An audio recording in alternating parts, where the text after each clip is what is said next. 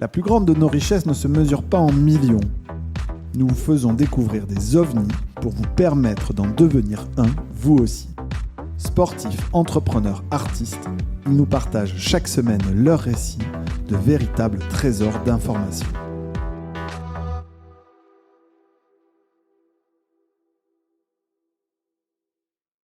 Eh bien, ça tourne. Laurent, je suis très heureux de te recevoir dans ce podcast OVNI.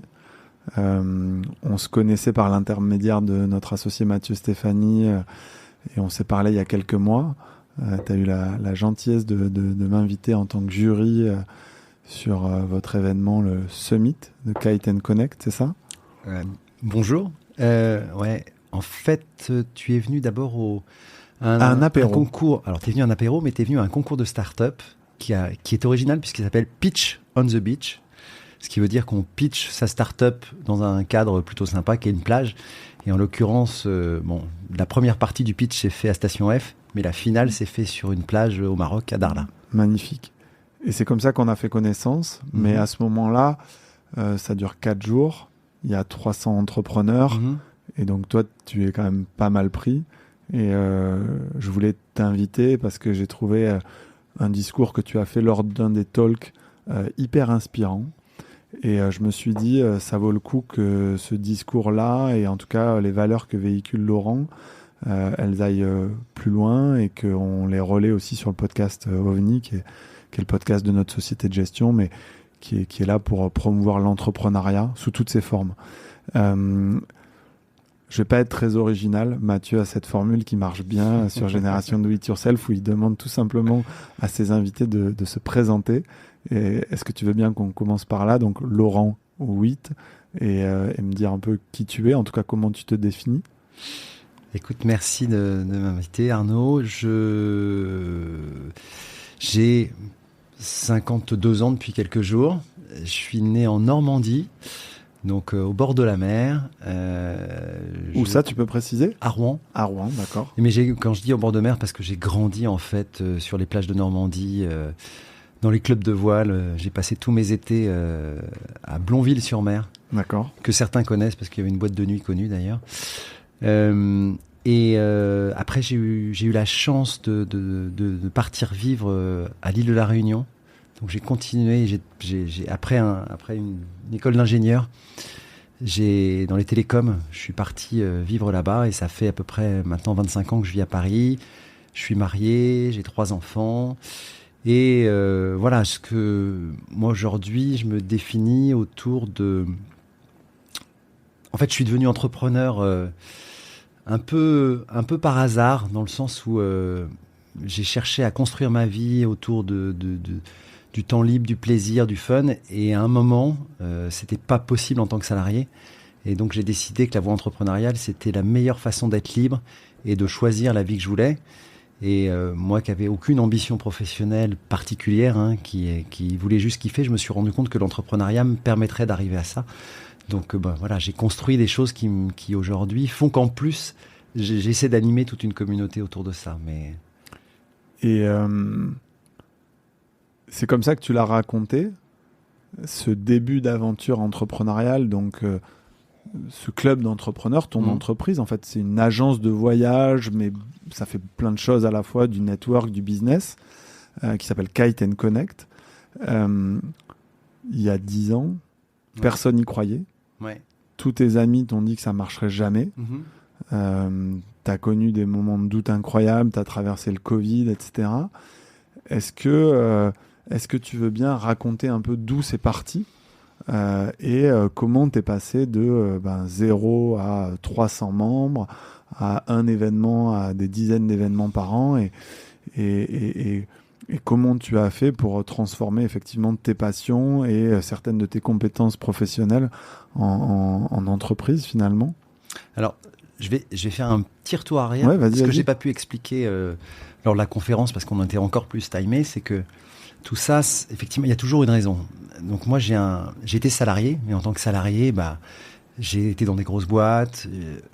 Tu as des moyens, tu as des gens qui t'entourent et tu développes une stratégie, tu as une voie d'agrandir.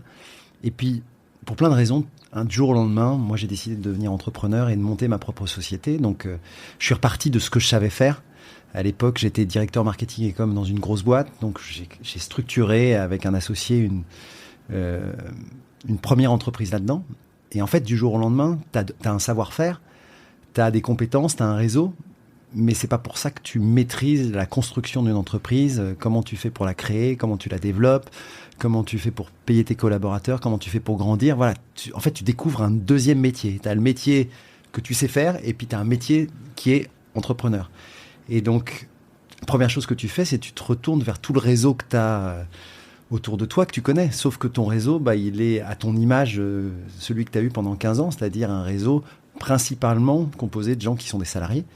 Et qui sont dans ton domaine et qui sont pas forcément des entrepreneurs. Exactement. Et donc, les problématiques sont différentes.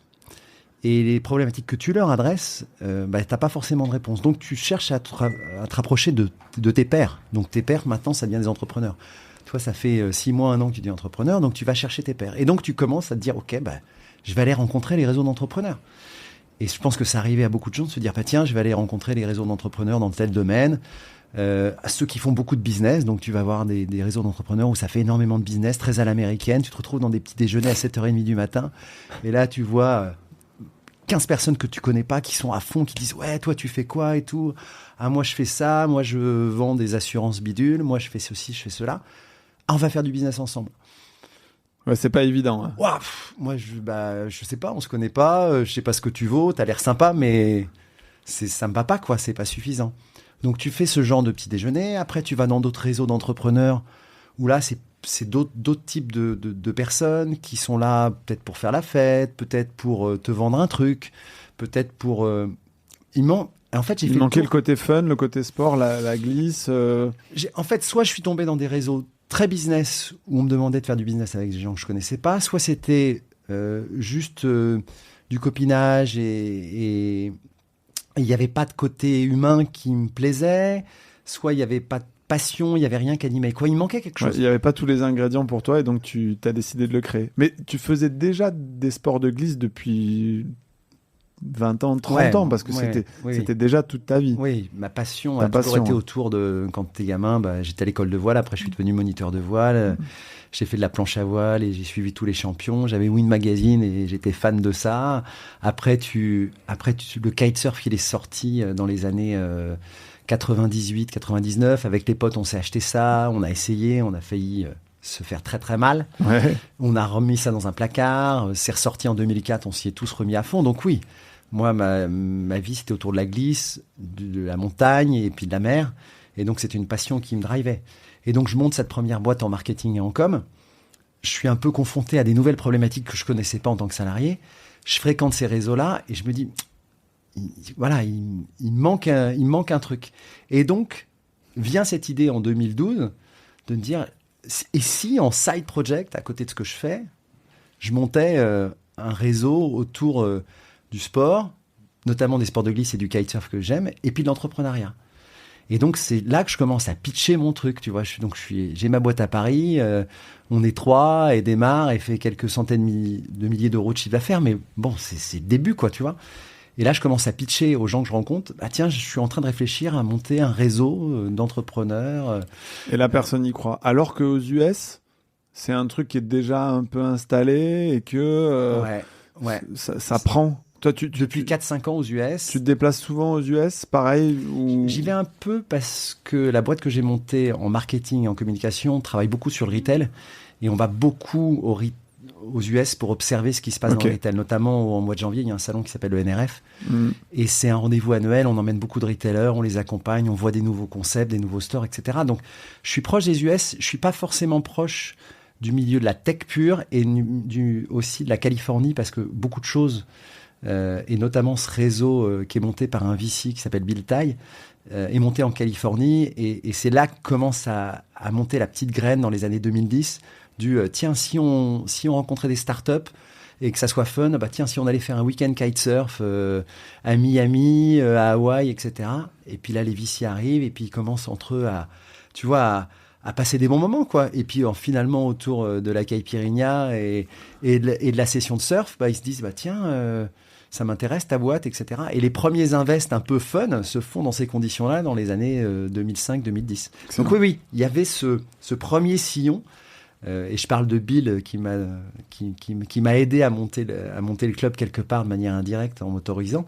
C'est lui qui crée cette première dynamique et ce premier club qui aux États-Unis en 2012-2014 devient the place to be pour les VC et puis pour les start-upers aussi.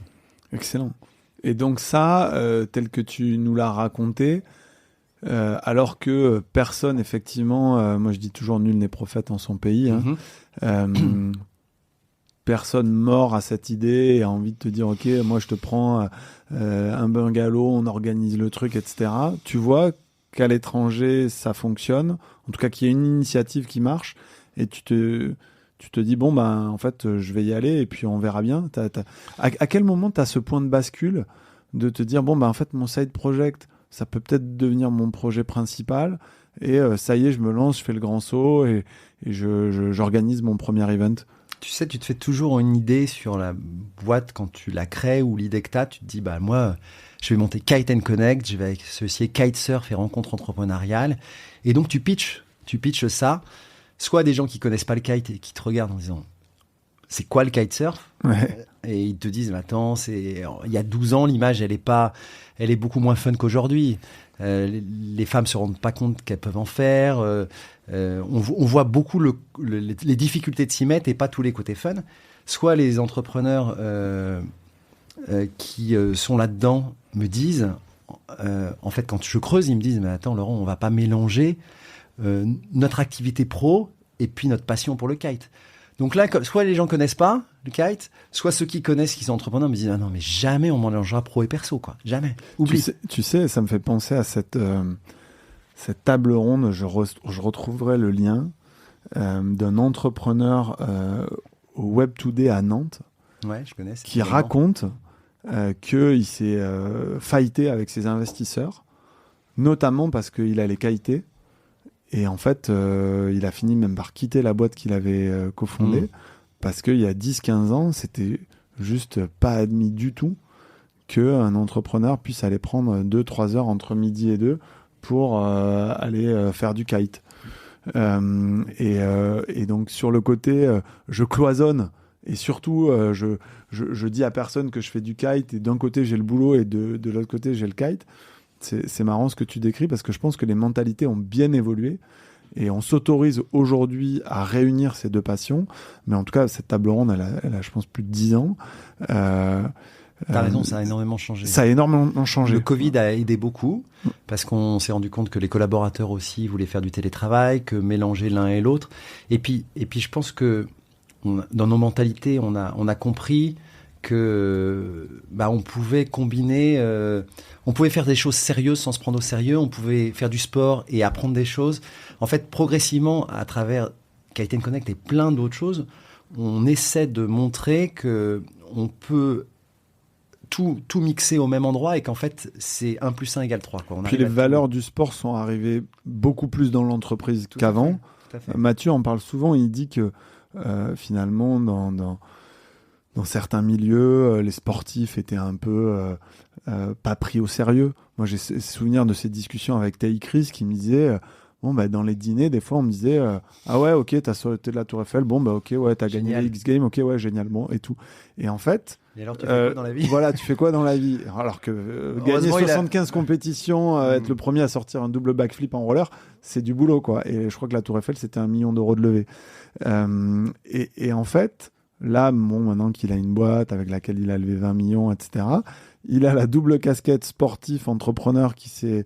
Et donc, je pense que le regard sur lui a changé, mais ça aurait changé parce que la société a évolué en ce sens et de plus en plus d'entreprises cherchent à communiquer via des sportifs. Enfin, voilà, c'est devenu un peu plus, on va dire, cohérent, ou en tout cas, les marques même cherchent à s'associer à des sportifs, hein.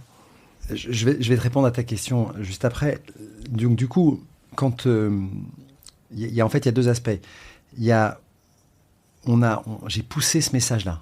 Et puis un jour, comme j'y arrive pas et que je galère et que j'en parle à un de mes copains, ce que je raconte dans l'histoire, on est à l'apéro, on discute, on refait le monde. Et puis là, mon pote Yacine, qui habite aux États-Unis, me dit, mais ton truc là, où t'en es? Et je lui raconte toute cette histoire, quoi, toutes les vannes que je me prends depuis 1 an, tu vois, et puis au bout d'un moment, quand tu pitches, ça marche pas, tu te dis, bon, bah, je suis à côté de la plaque. Et lui me connecte parce qu'il a rencontré ce Bill là, qui a monté le club aux États-Unis. Et me dit, mais je le connais, j'ai été à un événement, ça cartonne, vas-y, appelle-le. J'appelle ce Bill que je ne connais ni d'Ève ni d'Adam, qui me dit, hé Laurent, ouais, ce que tu veux faire, nous on le fait aux États-Unis, ça marche plutôt bien, donc vas-y. Et déjà, ça, tu vois, ce lien qui arrive à un moment, ce changement, cette rencontre que tu as au téléphone qui dure 5 minutes, ou c'est face à face qu'on fait là, en fait, ça peut avoir un impact énorme. Fort. Et moi, cette autorisation-là, ça m'a permis déjà de prendre confiance dans mon projet. Et puis après, il m'a expliqué que ce qui fonctionnait dans ce projet-là, c'est pas le kite, c'est pas les rencontres business, c'est le lien qui était créé entre les gens. C'est le fait qu'il y avait une émotion qui se créait autour du sport, il y avait quelque chose d'incroyable qui se créait quand on pratiquait ensemble, quand on transpirait ensemble, et qu'après tout ça, ça créait une intimité, une authenticité qui après permettait aux gens de parler de pro et de perso, et donc de fil en aiguille, d'avoir envie de bosser ensemble, d'avoir envie d'échanger, d'avoir envie d'investir, d'avoir envie de... Et cette magie-là, en fait, c'est ça qui a permis, au fur et à mesure, de construire un Kite & Connect et de grandir ensemble. Et après, tu as des étapes qui font que les gens viennent, commencent à comprendre, tu signes ton premier client, et puis le bouche à oreille t'aide aussi, parce que humainement, on est comme ça, on fonctionne, on a besoin de preuves, on a besoin que d'autres nous expliquent que eux ils y ont été, que ça a marché. Et tu sais, t'as les early adopters, et moi il a fallu que je trouve mes early adopters. Et ces early adopters après, ils sont précieux. Hein. Mais c'est ça qui change tout. Et ce que tu racontes d'ailleurs, donc on va revenir après sur la partie valeur, sport, etc. Dans ton discours à ce moment-là, tu dis pour avoir les 10 premiers early adopters, j'ai dû contacter peut-être 100 personnes. Mm-hmm. Et ça, c'est un truc que moi j'aime bien expliquer. C'est les gens, ils font du SEO, donc du référencement naturel, ils font 10 articles, ils s'arrêtent. Mm-hmm. Mais c'est au bout de 50 ou 100 que Google commence à vraiment les référencer. Les gens font de la prospection commerciale et au bout de 50, ils s'arrêtent.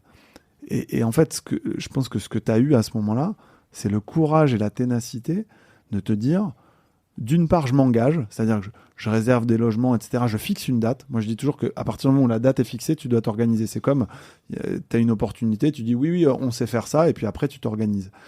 Et donc, en 2015, à ça? Non, 2012, 2013? Non, je décide en 2004, t'as raison. 2012, je lance l'idée. Je mets 2 ans pour me dire, OK, j'y vais. Toutes ces autorisations sont là dans ma tête. Et je réserve un lieu pour mai 2015, où là, je réserve 20 pioles au milieu de nulle part, sur un spot de kite, mais quand même 20 pioles au milieu de nulle part. Quoi. Ouais. Et donc, c'est quoi le prix là, de 20 pioles Là, je mets quelques milliers d'euros. 15 000 euros. 15 000 euros. T'es dans le monde de l'hôtellerie, le monde de l'événementiel. Quand tu veux apporter une expérience qui est la meilleure, moi, dès le début, je me suis dit, il faut que je privatise des lieux. Okay. Et donc, pour privatiser un lieu, tu as un coût de privatisation parce que, quoi qu'il arrive, que tu es rempli ou pas, faut que tu réserves toutes les chambres. Et donc, en fonction du lieu, ça peut te coûter 15 000, comme 150 000, comme 1,5 million, tu vois. Bien sûr. Mais là, je suis petit, c'est 15 000. Excellent. Donc, un petit pari, 15 000 euros. T'appelles 100 personnes et t'arrives à en avoir une dizaine et ça part de là. Ça part du premier que tu arrives à convaincre. Parce que le premier que tu arrives à convaincre, il veut pas se sentir seul. Donc, lui, finalement, va t'aider à en convaincre d'autres. Oui, il va en appeler d'autres. Et toi, une fois que tu en as convaincu un, c'est gagné. Dans ta tête, ton discours, il a aussi changé. Et moi, je sais qu'après l'événement, j'ai parlé à pas mal de personnes qui m'ont dit, effectivement, ce premier client, il a un impact décisif sur les décisions que tu prends. Et moi, quand j'ai démarré le projet, que j'ai réservé mes pioles, je me suis dit, de toute manière, j'ai des copains entrepreneurs, j'ai des copains qui font du kite, donc ça va être facile de les convaincre, j'en aurai au moins 10. Et non, en fait, le premier que j'ai trouvé, je le connaissais pas, ni d'Ève ni d'Adam. J'ai été le chercher, j'ai fait du porte-à-porte. Hein. J'ai appelé des copains en disant, vas-y, prends-moi tes 10 meilleurs clients, dans tes 10 meilleurs clients, qui pourrait t'intéresser? Et j'y étais comme ça, rendez-vous, porte-à-porte, salut, comme un représentant commercial, quoi. Et donc, long story short, 10 ans après, Kite & Connect, qu'est-ce que c'est devenu? Est-ce que tu peux nous partager quelques chiffres clés? Est-ce que c'est le chiffre d'affaires? Est-ce que c'est le nombre d'événements? Est-ce que c'est le nombre de membres? Sur quoi tu communiques aujourd'hui pour résumer un peu cette entreprise que vous avez Si j'étais montée? américain, je communiquerais sur les chiffres. Et on peut communiquer sur les chiffres. C'est intéressant, mais ça parle pas toujours. Si tu prends l'ensemble du business qui est fait par les membres entre eux tous les ans, et que tu ramènes ça sur 10 ans, en gros, ça fait 250 millions d'euros. Et de business qui a été généré à travers le club. Qui a été généré à travers le club. Donc ça, c'est un chiffre, les gens peuvent retenir. Ça veut dire que en interagissant, en s'inspirant, les gens ont envie de bosser ensemble, d'investir, de grandir, etc. Et c'est pas l'augmentation de leur chiffre d'affaires, c'est juste ce qu'ils ont généré entre eux. Après, quand tu regardes les chefs d'entreprise, et nous, on a des chefs d'entreprise tout petits, des gens qui ont des boîtes de 3 personnes, et puis des entrepreneurs qui ont 500, 1000 personnes et qui font 1 milliard de chiffre d'affaires. Donc en gros, on en a par exemple 3 qui font 1 milliard, et puis tu en as peut-être 3 qui font 500 000 euros, et puis tu as tous ceux du milieu, et la grande masse, c'est j'ai 40 à 50 collaborateurs, je suis en province, je suis hyper spécialisé dans un métier, et puis je fais 10, 15, 20 millions d'euros. Mais l'ensemble de ces gens-là, aujourd'hui, ça représente en gros 5 à 6 milliards de chiffre d'affaires et 80 000, je crois, collaborateurs. Et moi, en fait, ce qui m'intéresse, c'est si j'ai de l'impact sur ces 400 chefs d'entreprise, que j'arrive à faire évoluer leur mindset, leur vision, qui sont mieux dans leur peau, qui sont plus heureux, qui prennent du temps pour s'inspirer, comprendre, etc. En fait, ça va infuser. Et ça va infuser aussi de manière indirecte auprès de leurs collaborateurs.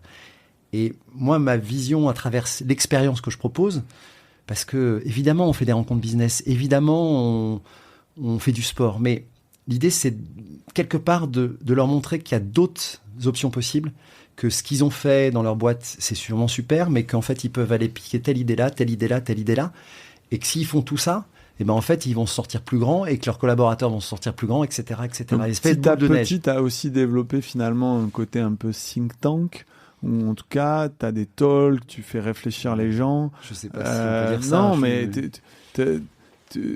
en tout cas, moi, un truc que j'ai apprécié donc, pour avoir vécu pour la première fois cette expérience-là, et moi, je suis arrivé au bout de 10 ans, notamment grâce à des gens comme Thierry Van Val de Win qu'on apprécie beaucoup, grâce à Mathieu, tu vois, grâce à Emmanuel Stern qui me dit depuis 2017 il était là en 2017 voilà 2018, qui me dit donc Emmanuel Stern One Direct, faut que tu viennes au Kite & Connect, Sylvain de Sportium, enfin en fait moi j'ai peut-être 15 personnes qui m'ont dit faut que tu viennes bon, au bout d'un moment tu écoutes. T'imagines 7 ans pour te convaincre, 6 ans, 5 ans. Mais je te l'ai dit, en plus je crois que je t'ai appelé il y a 2-3 ans, je t'ai dit bon je vais venir, et puis après je prenais pas le temps parce que j'avais OVNI à mettre sur orbite. C'est intéressant.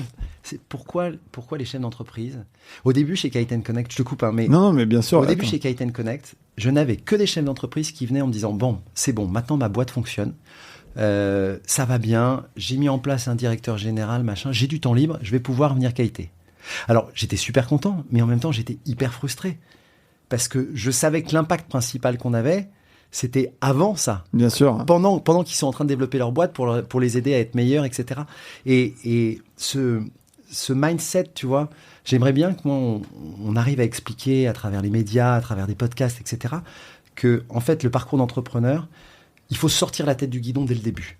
Oui, et qu'on a le droit de se l'autoriser avant de faire 1 million de chiffre d'affaires. Exactement. Ou 5 millions ou 10 millions. Exactement. Ou d'avoir un directeur général. Et accorde-toi une journée par semaine ou par mois ou 2 jours par trimestre ou 3 jours par trimestre ou 4 jours par an pour aller, si t'aimes le kite, viens chez Kite & Connect, si t'aimes autre chose, va ailleurs, mais pour trouver une communauté avec des gens qui sont pas du tout dans ton domaine, qui vont essayer de t'ouvrir l'esprit sur des choses que tu trouveras pas ailleurs.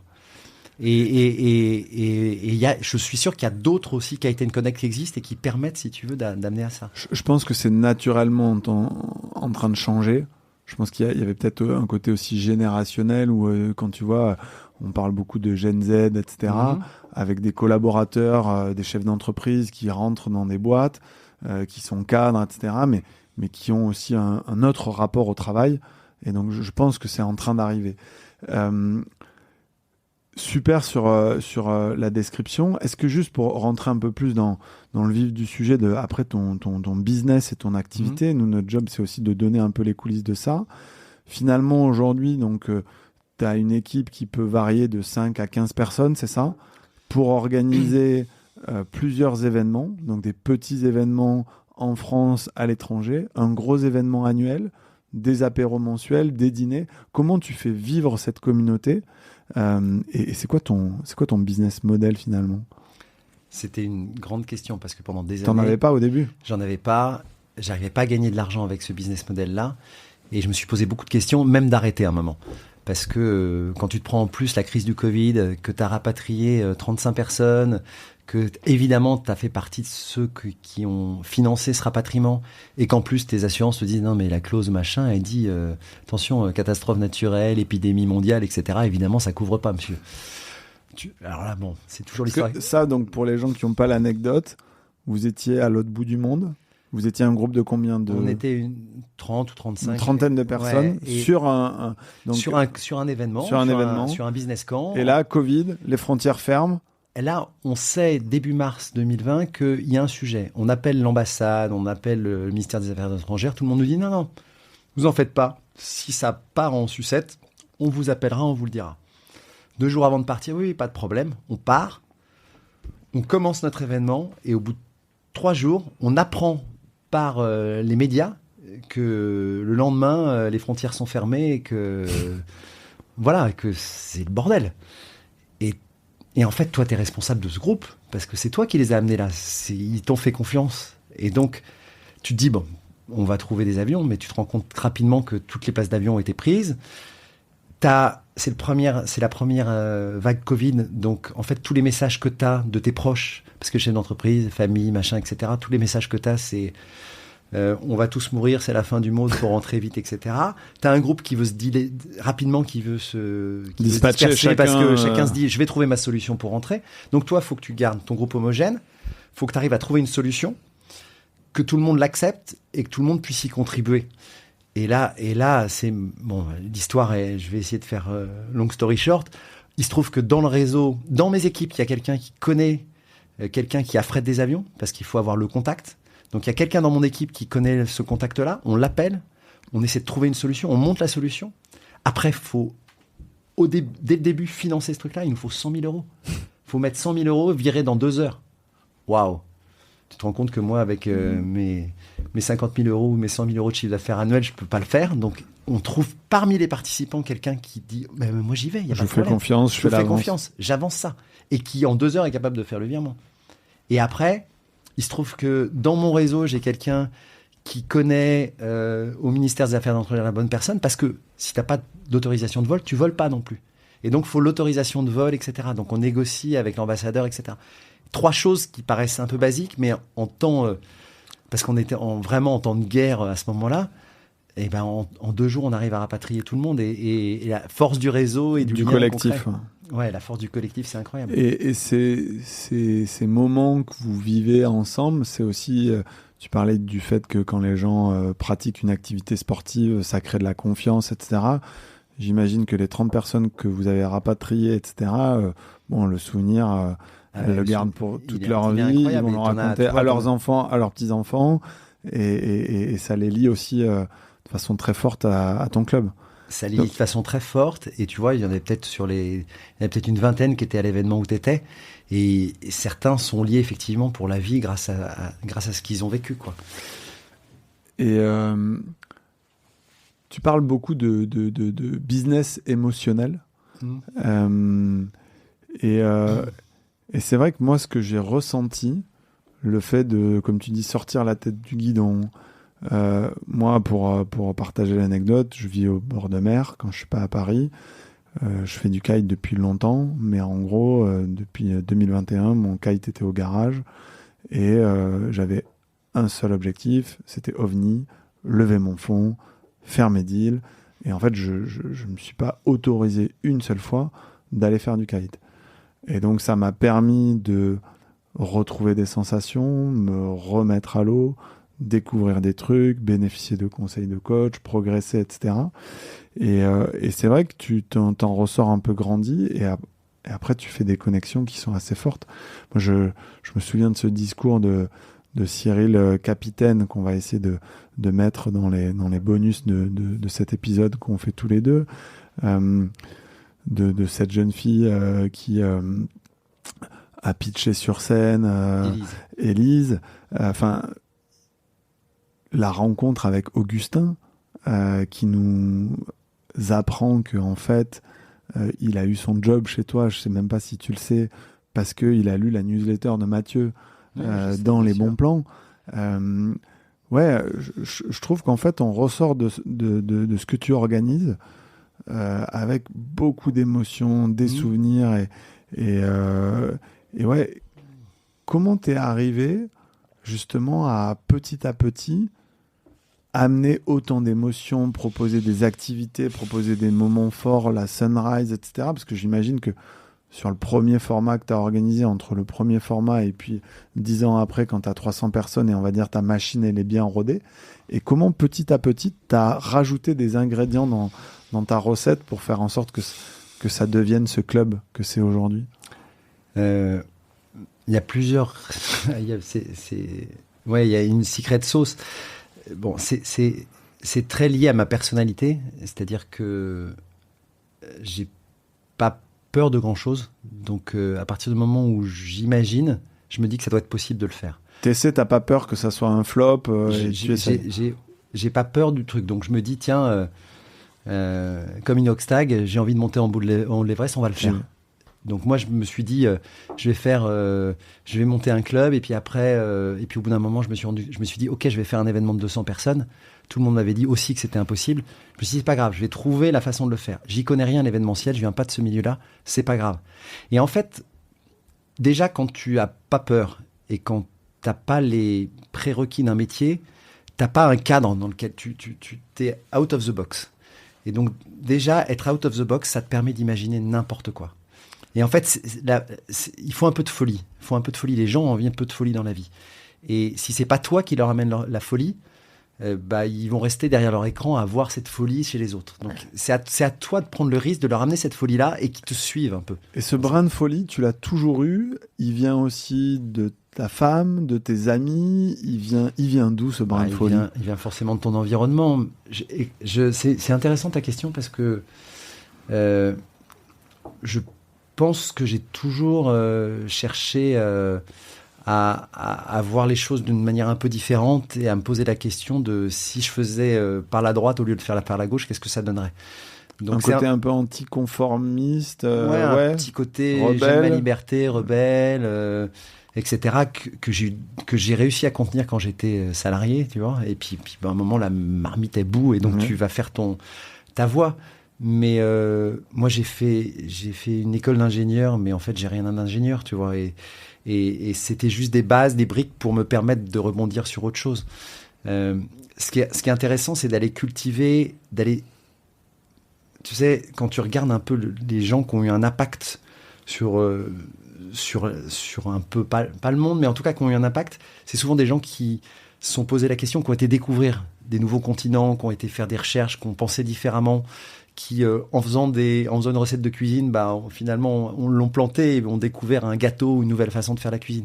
Donc moi, ce qui m'intéresse tous les jours chez Kite & Connect, c'est d'aller chercher quelque chose de nouveau.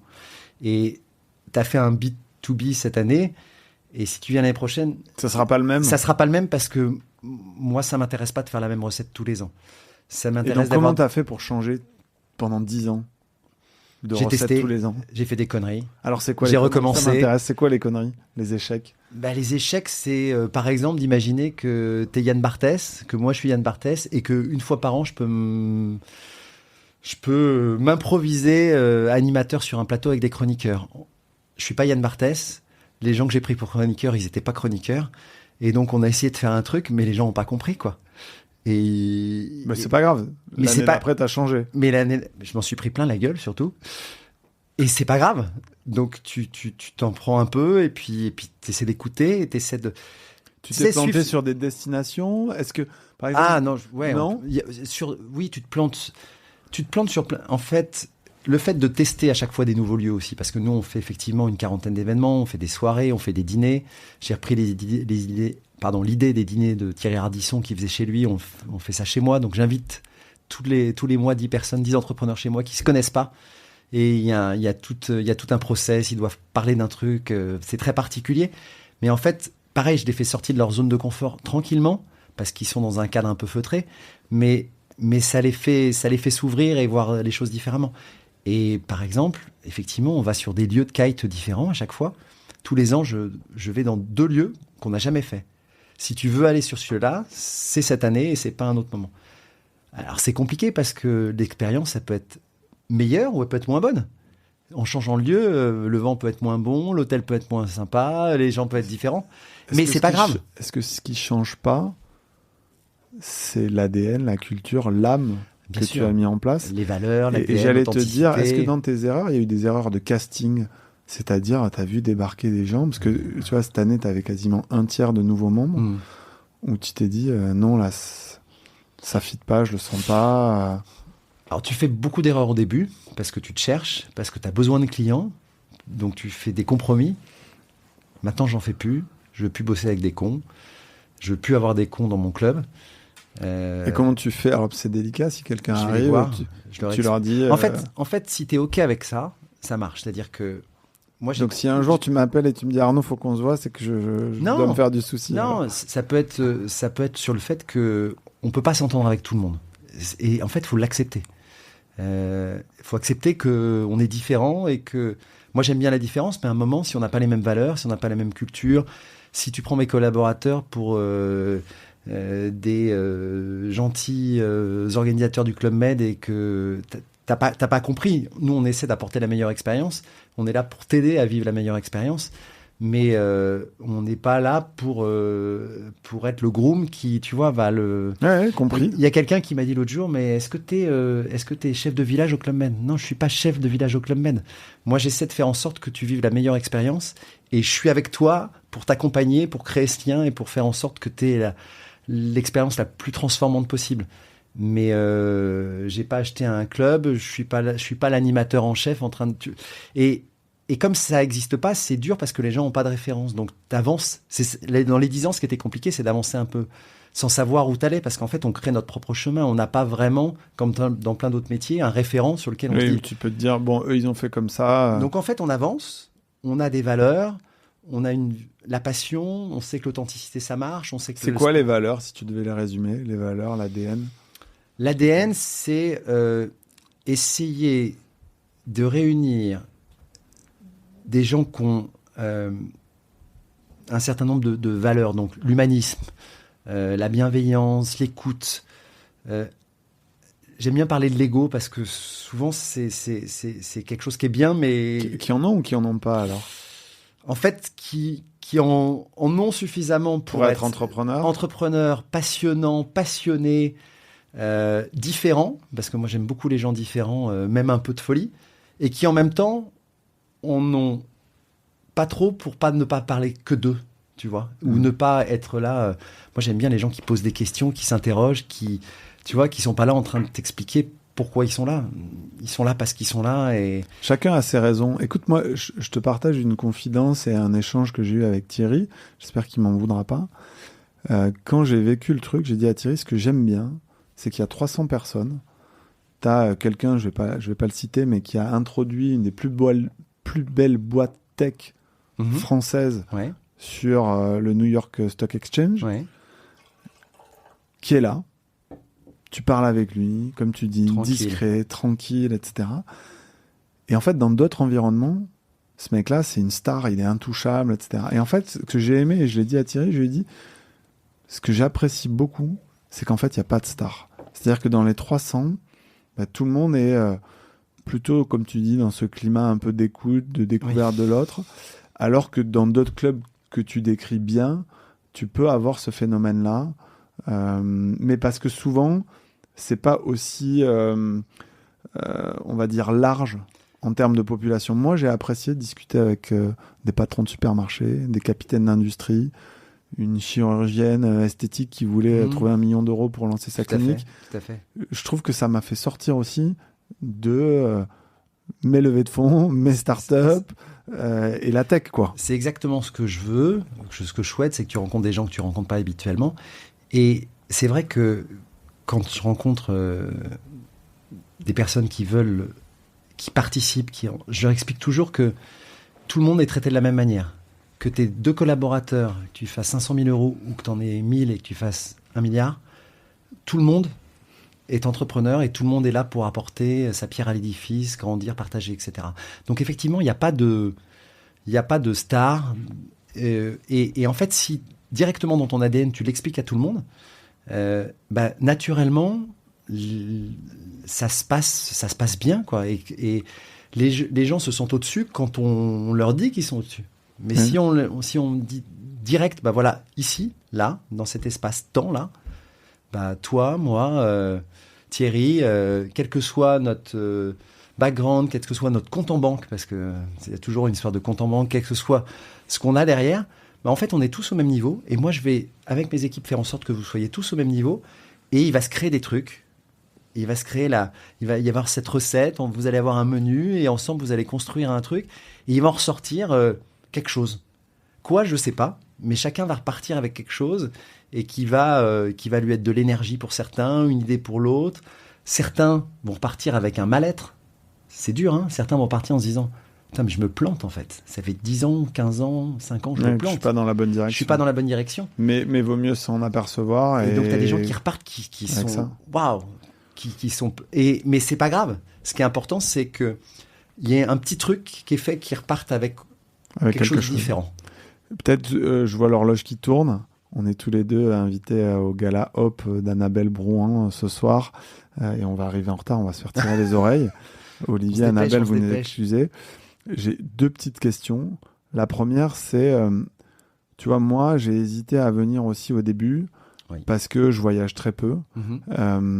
L'impact écologique de nos voyages, il est là, il existe et on ne peut plus le nier. Il y a 15 ans, on pouvait le nier. Aujourd'hui, on en est tous conscients. Comment tu gères ce sujet-là et comment vous faites en sorte que votre activité a un impact, mais vous faites en sorte de le compenser, de sensibiliser les gens qui viennent sur ces événements-là aussi et faire en sorte que cet impact soit le moins important possible? Oui, c'est un vrai sujet parce qu'en plus, il y a des convictions très fortes de certaines personnes. Il y a des personnes qui ne viennent plus chez Kite & Connect pour ces raisons-là, parce qu'ils ne veulent pas contribuer, si tu veux, à ces voyages. Bon, nous, sur les 40 événements qu'on fait, on en fait 35 en France et puis 4-5 à l'étranger. On le fait parce que moi, je suis convaincu que pour avoir une expérience forte, il faut sortir les gens de leur quotidien et qu'à un moment, pour sortir les gens de leur quotidien, tu es obligé de les emmener dans un endroit qui va les dépayser. C'est sûr que moi qui vis entre Paris et Sète, si tu me proposes d'aller à Gruissant ou à Leucate, ça va pas c'est marcher. pas le même dépaysement. Donc, en fait, pour que la recette prenne, on est obligé de le faire. Et donc, comme on sait qu'on est... Et plein de gens me challengent là-dessus, mais en fait, quand on prend sur tous les sujets, on se rend compte qu'au final, on est obligé de le faire. Donc, je peux pas t'expliquer parce que ça serait trop long, mais on est obligé.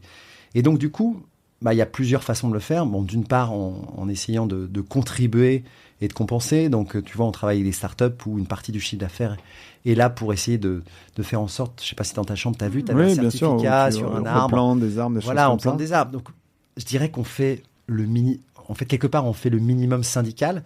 Après, vous avez aussi une façon d'engager les gens à travers des conférences sur l'impact, etc. Donc, à travers le changement de mentalité aussi. C'est ça. On essaie d'amener tous les chefs d'entreprise qui viennent d'environnements très, très différents. 1, à la prise de conscience. 2, à comment, moi, à mon niveau, je peux aider à travers la transformation de ma boîte, à travers les économies que je peux faire, à travers des entrepreneurs qui viennent te dire, écoute, moi, je peux t'aider à réduire tes déplacements, tes dépenses énergétiques, etc. Donc, il y a un vrai sujet sur faisons évoluer les mentalités. Et tout à l'heure, je te disais l'impact qu'on peut avoir sur 300-400 chefs d'entreprise. Après, c'est sur des boîtes qui font 80 000 collaborateurs. Et donc, à notre échelle, on essaie que ça soit pas un entre-soi de gens qui viennent, s'amuser et faire du kite, qui est souvent la caricature qu'on a. Hein, et ça peut être vu comme ça, et ok, ça peut être comme ça. Mais quand tu y as été, tu sais que c'est pas ça. Tu sais que c'est des gens concernés qui viennent là pour apprendre, s'inspirer, grandir, et qui reviennent avec tellement de choses dans leur tête que derrière, ils vont transformer leur boîte, ils vont avoir un impact. Et cet impact-là, on pense aujourd'hui qu'il est supérieur à l'autre impact dans l'autre sens, si tu veux, et que ça permet effectivement d'avoir au final un impact très positif. Écoute, en tout cas, moi, c'est pas du tout comme ça que je l'ai ressenti, et ça m'a rassuré sur ce point. Et comme tu dis, je trouve qu'il y a une balance et il y a un équilibre à trouver. Écoute, ce que je vais faire, moi, c'est qu'à la suite de cet épisode, je vais mettre 2-3 interviews que j'ai tournées sur place. Ok, un peu de business émotionnel alors. Avec des gens que j'ai bien appréciés et qui m'ont permis de tester un matériel mobile. Donc, tu vois, on apprend tous les jours. Ce qu'on va faire, c'est qu'on va mettre le lien vers ce que vous faites, et puis peut-être, je sais pas, on va inviter les gens qui nous écoutent venez nous voir, à venir faire un apéro à Paris ou un événement en région. Qu'est-ce qu'on te souhaite pour les 10 prochaines années ? Alors, juste par rapport aux gens qui nous écoutent, on a 25% des entrepreneurs qui nous rejoignent qui font ni kite ni wing et qui apprennent avec nous. Donc, on a mis en place tous des process, etc. Donc, venez apprendre, vous allez voir, c'est fun, c'est accessible à tout le monde, petit, grand. C'est pas un sport de champion, c'est un sport comme la montagne qui est accessible à tout le monde si c'est bien encadré, organisé. La deuxième chose, c'est que la moitié de nos membres sont pas à Paris.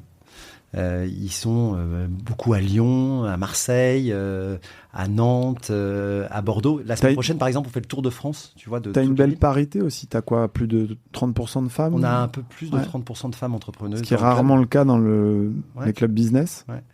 Je sais pas si c'est rarement le cas, mais en tout cas, moi, je pense que la mixité, c'est hyper important.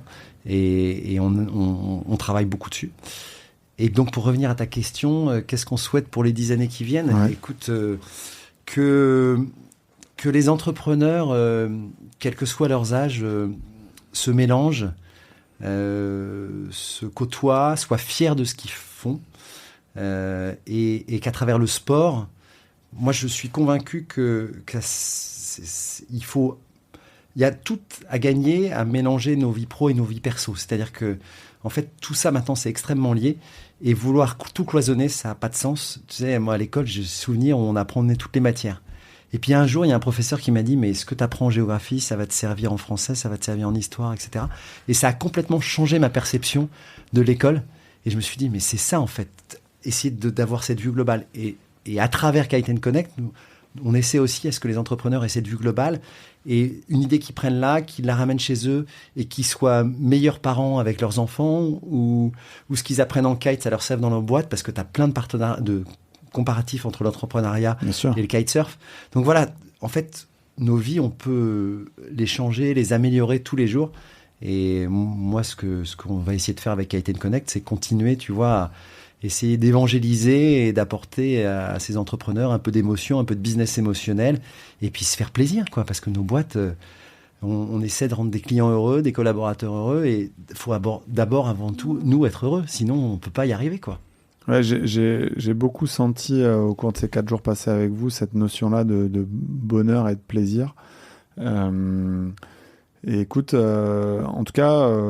Voilà, moi je prends souvent quelques minutes à la fin des épisodes pour remercier nos invités, qui sont soit les souscripteurs de mes fonds, donc c'est des gens qui me confient de l'argent, qui sont des entrepreneurs que j'ai financés. Alors ça peut paraître paradoxal parce que tu te dis c'est moi qui t'ai donné l'argent, sauf que en fait ces entrepreneurs-là, ils sont bien sympas de te laisser une place dans leur aventure, qu'elle soit une réussite ou un échec, parce que tu partages une partie de leur vie et tu partages beaucoup de choses avec eux. Et donc voilà, moi j'ai passé un très beau moment. J'ai pas mal parlé avec certains membres de la foi de l'entrepreneur,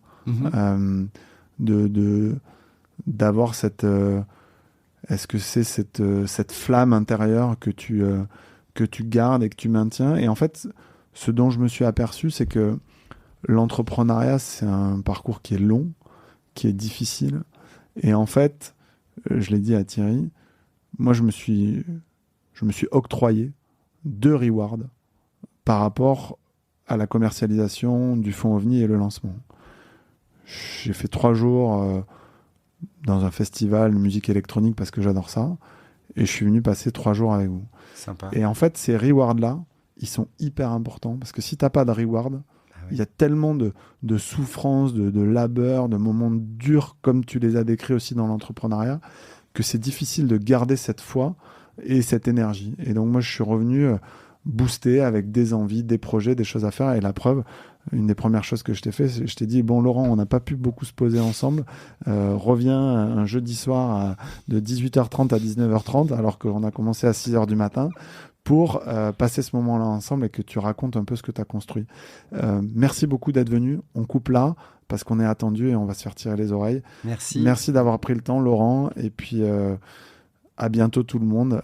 On sort un peu des sentiers battus, des épisodes que vous avez l'habitude d'entendre sur ce podcast OVNI. Donc, ça sera un bel hors-série et j'espère qu'il vous plaira. À bientôt. Salut tout le monde. Salut.